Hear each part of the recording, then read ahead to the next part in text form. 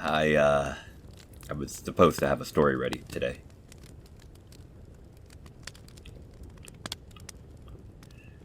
Uh, let's talk about music.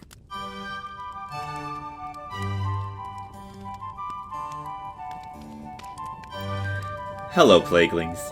I think it's clear to all of us that art is a popular medium for curses. We're all familiar with at least one cursed image or possessed object, but what may be less known is the darker side of music. As a student of music myself, I know that musicians tend to be less superstitious, so outright curses in music are few and far between. However, there is a dark side of the musical world. These are 5 pieces of music with dark backstories. First we have Mozart's Requiem in D minor.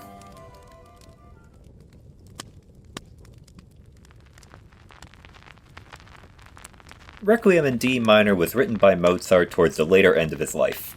Shockingly, the piece is a requiem, a mass set to music performed at funerals as a repose of the soul of the deceased. Story has it that Mozart had a late-night visit from a mysterious stranger who offered a sizable payment for the composition of a requiem, but he was very secretive of who it was for. Mozart started writing, and the combination of his alcoholism, stress of work, and a mysterious illness brought about his untimely demise at the ripe age of 35.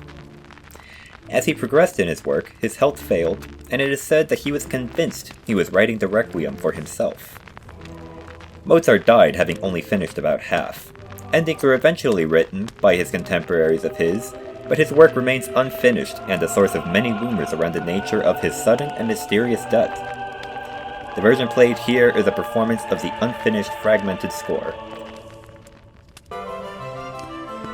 Next we have Piano Sonata No. 6 by Alexander Scriabin.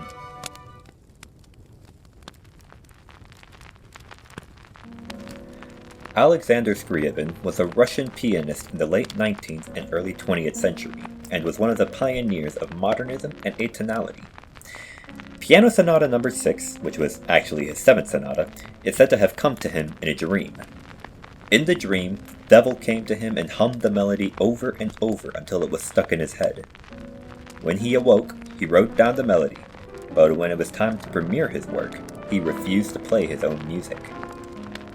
For the rest of his life, he refused to play Piano Sonata No. 6 because of the darkness of the music and the feelings of dread it brought him.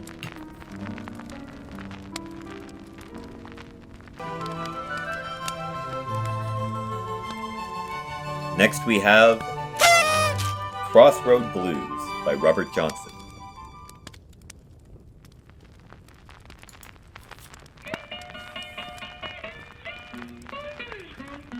Robert Johnson was one of the most influential American guitarists of the 20th century. His work laid down the foundation for blues, which would evolve into jazz and rock and roll. Despite his musical talent, Johnson is most well known for the apparent source of his greatness. Most of his contemporaries say that Johnson was a relatively mediocre musician, but disappeared for about a year. Nobody knows where he went, but when he returned he had improved immensely, playing guitar in a way that astonished anyone who listened. Legend has it that Johnson went to a crossroad near Dockery Plantation and handed his guitar to the devil. The devil played a few songs and returned it, giving him mastery of the instrument in exchange for his soul, which he came to collect under mysterious circumstances when Johnson was only 27.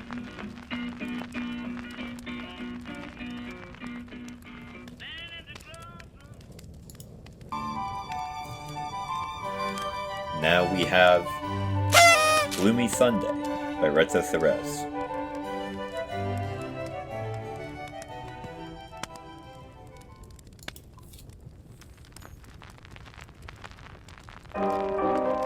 Pardon me for absolutely butchering the name. Gloomy Sunday also goes by the name of the Hungarian suicide song.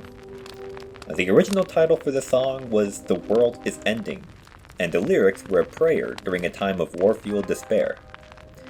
Later, the music was set to the poem Sad Sunday by Laszlo Javor, about someone contemplating suicide after the death of their lover. In the 1930s, the song was wildly popular, but was also connected with about 20 suicides in Hungary and the United States, leading to the song being banned on most radios. Eventually, the suicides stopped, but the infamy of the Hungarian suicide song remains. Listen at your own risk.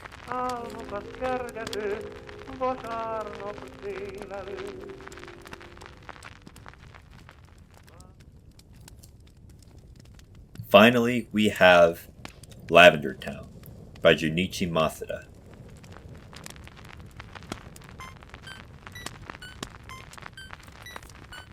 Music from a classic game and a classic creepypasta.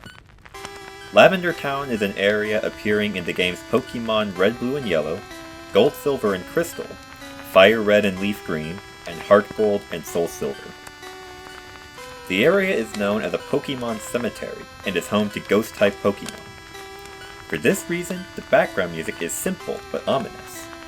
Legend has it that just after Pokemon Red and Blue was released in 1996, there was a sudden spike in emotional distress, headaches, nosebleeds, and suicide among Japanese children.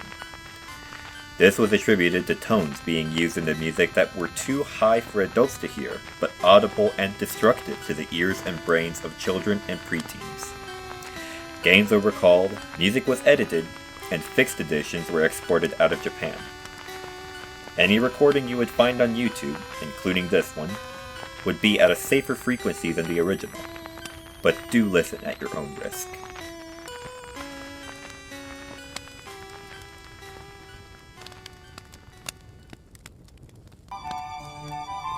Well, that's it for today's video. I had fun doing a list video. I think it was a nice change of pace. What do you think? I'll still be doing readings, but if you want more of this, feel free to let me know. The pestilence is making a comeback, so stay clean, healthy, and safe long enough for us to meet again. Until next time, my wonderful playmates.